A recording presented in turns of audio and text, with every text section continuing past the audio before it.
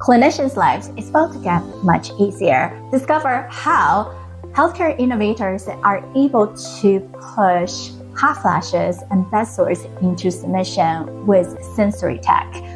Today, we'll tune into how sensory technology leveraging AI is able to predict detection from menopause to streamlining healthcare delivery.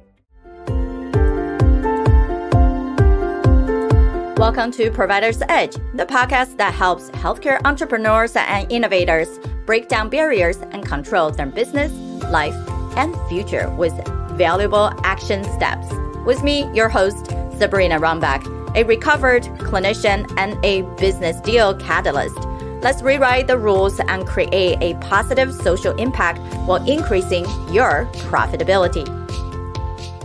All right, I had the amazing opportunity of speaking to some of the most innovative founders at the last Vive Summit, where we were able to explore how they are both improving patients' lives, caregivers, as well as the hospital system.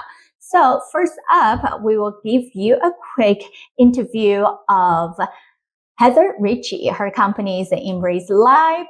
She is doing something amazing with menopausal women and redefining how we manage their symptoms, predict hot flashes, and they develop a wearable device that uses thermal therapy to regulate cold and warmness to release symptoms simply by having it on your wrist.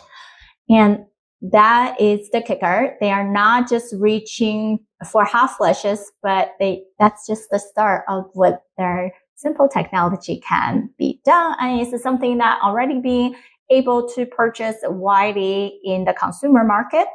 And we're really impressed with Heather's approach, particularly about how easy it is to use and how they are leveraging data with AI's help to analyze data to predict symptoms. And they're not just creating a cooling system. They are also building a system for each user's pattern and provide personalized, proactive care, which is the new shift into how we provide care in the new era as we move forward. It's a perfect example of how technology can be used to address specific healthcare issues that have been overlooked for a long time, especially women's health. Heather and her team started focusing on menopause, but there are definitely potential application for other management, such as stress, sleep issues, with these type of sensory technology. And I can't wait for you guys to hear all about what she is up to and then what you thought about her technology. Tune in. Hi, this is Sabrina. We're at Vive with Heather Richie, and Hello. She's going to show us about her wearables, and we can't wait to hear more about it. So tell us a little bit about the background, the mission, about how you guys are supporting the menopausal women. Of course. So we are Ember Labs, and our primary mission is to bring wellness to the world through the power of temperature. Specifically, we make and offer out to the market the consumer wearable Ember Wave. Ember Wave is a device that delivers warming and cooling sensations to a small spot on the inside of your wrist that can have a whole body effect to make you feel better. Yes, we understand wearables has been something popping up left and right for different purposes. Yes. A lot of time it has been tracking devices, and this seems like just like your watch on your wrist. So explain a little bit more about the benefit of why having this wearables. Yeah, so this wearable is different in that we call it a doer or an actuator. It's actually delivering an intervention to help you feel better. It is not just tracking you and then asking you to do something. So as a company, we started with thermal as a mechanism to help make you feel better, and that is the doing. And now as a company, we're actually leaning into more of the looking at data to predict and be able to deliver a closed loop system where we can use data to predict what you need and then deliver an intervention for relief. And right now we have done that specifically with our primary market, which is women in menopause. And so we now have the technology that will let us predict a hot flash before a woman will ever feel it, and we will be bringing that next generation product to market soon, so we're really excited about that.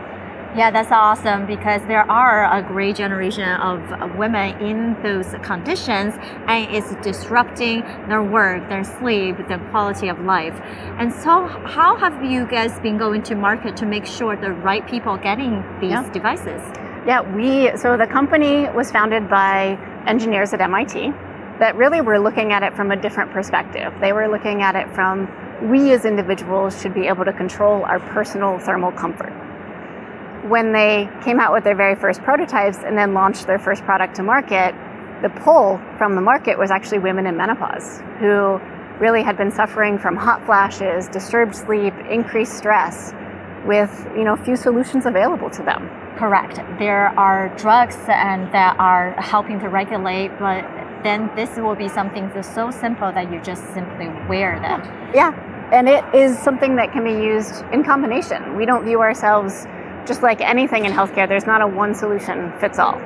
And so for us, this opportunity to deliver thermal as therapy is one of the many tools a woman can have in their toolbox to help live a better life. Awesome. Do you want to show a quick demo? Sure, I do. And okay, so right now you're wearing the device. It's not doing anything. But with the app we have that pairs with the device, I can actually control the device, but you can also control it from the buttons on the device if you choose. So you were saying earlier you're always cold. So I'm going to go with that, and we're going to turn on a nice soothing, warming sensation. Oh yeah, I definitely feel it right away. Yes. And the heating is right here. If people know, focus on anatomy, is radial nerve, right? The artery right here, and then within seconds, your body just is adapting to the heat. Yeah, so what's happening is we are delivering just thermal sensations in an on-off pattern because our bodies adapt to constant temperature, but we respond. The thermoreceptors that are in that spot on your wrist and all over your body respond to change in temperature. So by delivering the temperature sensation in waveforms, we're constantly stimulating really your nerve endings that are traveling to your brain that allow it to have that small spot on your wrist have a whole body effect. Right, and then definitely for people to adapt into it, they don't even have to think it's connected.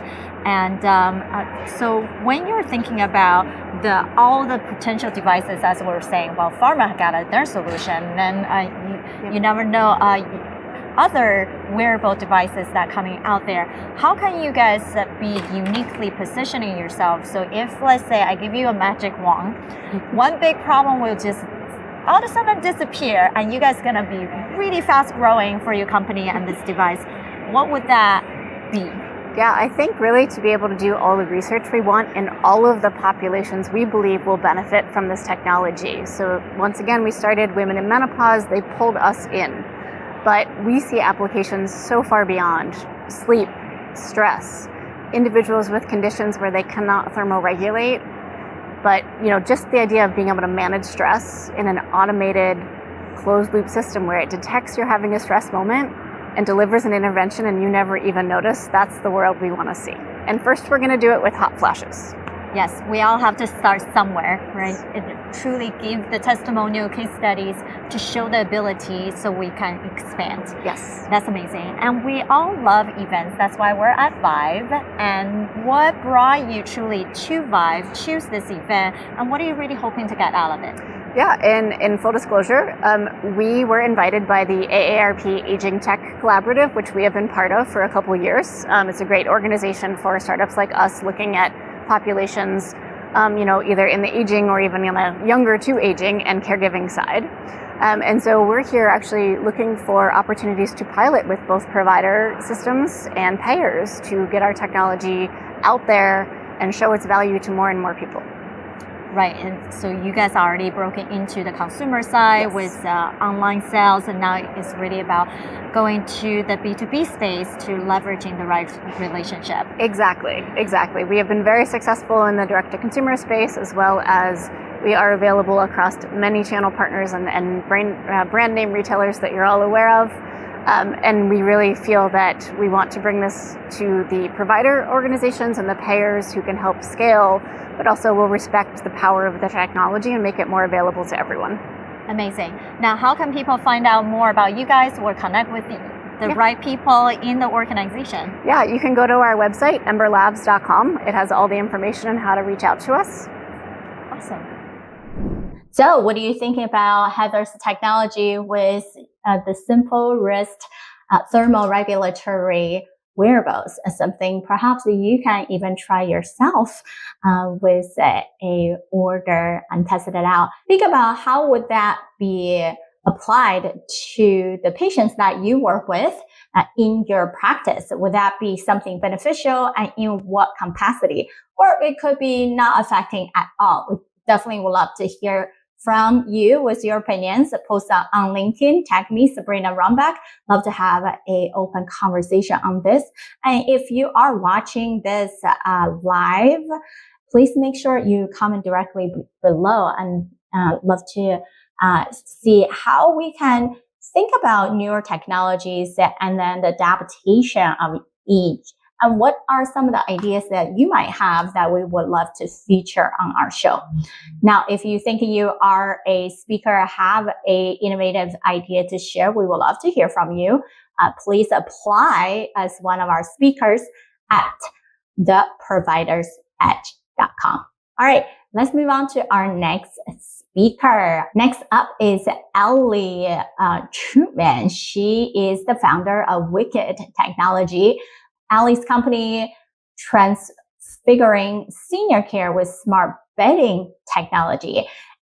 Her story really stuck core with us because she shared how her grandmother's experience of having bedsore, which we know is actually a very prevalent problem for hospitalized and long-term care patients that are immobile and causing pressure ulcers. This is such a inspired technology. It's a powerful reminder of how each personalized experience, it does matter so much on how we deliver care in what way. So let's hear about her story. Hi, this is Sabrina Runbeck with Caregiving Worldwide Network. We're here with Ellie Truman. Thank you so much for sharing with us your story about the Wicked technology, and we wanted to learn more about how did this get started and what was the true mission behind it. Yeah, a few years ago, my grandmother sadly passed away of incontinence-related bedsores, which a lot of people have experienced that same pain and trauma. And, as a granddaughter, I was watching her suffer in bed, and I knew that there had to be a better solution than what she was currently sleeping on. So we developed the Wicked Smart Pad, which is a washable, sensorized bedding that detects moisture events in real time and alerts caregivers to change their pads if they have wet the bed or soiled the bed. That's amazing. We know that goes from both people at home, both from that senior care perspective, even hospice, as well as in a hospital. Bedsore is such a critical point that we wanted to reduce. So how does that work with your technology? Yeah, so we believe that quicker detection moisture events allows for decreased skin breakdown. So actually we're an NIH-funded company, and they believe that seniors, especially those with memory care and dementia issues, are more prone to issues with bedsores and skin breakdown because they're immobile and they've lost that cognitive ability to detect when they've gone to the restroom. So our technology allows for that quick detection as well as the immediate alert monitoring for the care staff or a loved one to come and take care of them and reduce the wetness time. Which is amazing. So we wanted to know how you guys are being able to go to market so the right people can get this technology in their hands. We've been so fortunate. We've been piloting with a senior living group called Atria Senior Living. They're based in Louisville, Kentucky, but have communities throughout the country. And we piloted in 3 memory care communities in order to test the product so that we can get it out to the market and serve a larger community of seniors. Awesome. Now, creating a business is definitely ups and downs, all the fun stuff. Oh, yes. Now, if I gave you a magic wand, will remove one of your major barriers on your journey to truly launch this, get it to the people, what would you use the wand for? Manufacturing. I know that's a silly answer, but because we actually still produce a product, a soft product that touches a person's body, we have to make sure that our manufacturing partners are up to snuff and meet the demands of the FDA as well as other regulatory and compliance bodies, so that we can make sure we put a safe product onto the market and make sure that we communicate accurate data and make a difference in senior living. That's amazing. So we know definitely for any product, physical product, it's all about the quality of the product, and then the quicker turnaround, and then sometimes you have to really cash from those production, and then be able to have that production, cash flow, and then delivering system put all together. Yeah, she's a business major, right? The beauty and the brains. You're so kind. No. Now we're at Vibe because the energy that we share, the energy we share with everyone. So what about Vibe that truly brought you here, and what you want to get out of it? Well, the networking has been just top notch. I have met folks that not only could be end users of our product, but those that can actually help our software. So we were just meeting actually with a group that might build a better database for us to transmit data faster and store larger amounts of data as we build out through those other senior living communities. So the networking is incredible. The speakers have been incredible. And just meeting someone that you might not have otherwise met. LinkedIn is wonderful, but meeting someone in person is absolutely the way to make a real connection with someone. Correct. It doesn't matter how much we can communicate, text message, or even virtual call. It's not the same as being in someone's presence and feel those energies right here. Yep, absolutely. How can people learn more about you guys or connect with you? Sure. If you go to wickedsmartpad.com, you can learn more about the product, and there's a contact us button, and that all goes to me. So I'll be happy to answer any questions. We so appreciate you for sharing with us. Thank you so much. Appreciate it. Okay, so we had today two very different type of care for menopausing and women's health. Overall, a simple wrist wearable, as well as a bedding solution for bedsore prevention, and both are using AI to predict data and sensory to create that personalized care, and really is helping our clinicians' lives to be easier, because if we can proactively predict these symptoms regulated, then patient will be less troubled, painful, and instead of reactive care, when it comes to us, it's a larger problem for us to deal with. So if they can, right before even needing us to intervene, or even we have created a system for them to be able to self-regulate, control, and for all our hospital patients, and they are less likely to have bedsores, then we can actually focusing on the other issues that what's really brought them to the hospital, or what they need to see us in the primary concern. All right, let's summarize. Both of these leaders are definitely using sensory technology to address real and often overlooked issues.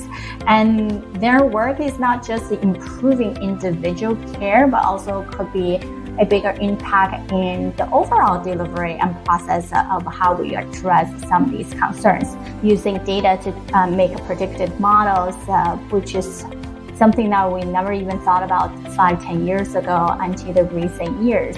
And I'm curious of what technology that you really connected with. Is there one of the two that we shared today or from our previous episodes? What are something that piqued your curiosity recently, whether you heard from us or elsewhere? Love to hear from you. Let us know, comment below and tell us. And if you haven't subscribed to the channel and our podcast, please do so. We come out with weekly episodes, and definitely wanted to hear from your experience if you're the expert in the space, as well as the other people who has doing some amazing work in the space. We're all about how do we improve ourselves as a leader, as well as our organization and the innovation that we're creating in healthcare. The future of healthcare isn't just about fancy gadgets. How do you believe that we can balance the leverage and usage of AI and technology, as well as the true, authentic, compassionate care to create that personalized connection with our patient, as well as be able to proactively help them without them even needing what level of care they need or be able to get support before sometimes it's too late and the disease is already more manifested. Therefore, it's harder actually for all of us to be able to help our patients than if we can catch it in the earlier stages. So let us know what's your best thoughts in creating that balance. Thank you for tuning in to Provider's Edge podcast. We hope you enjoy our latest episode and found the insights and tips helpful. We'd love to hear your feedback on the show and learn what topics you'd like us to cover in the future. So please take a moment to leave us a review on your favorite podcast platform and let us know what you think.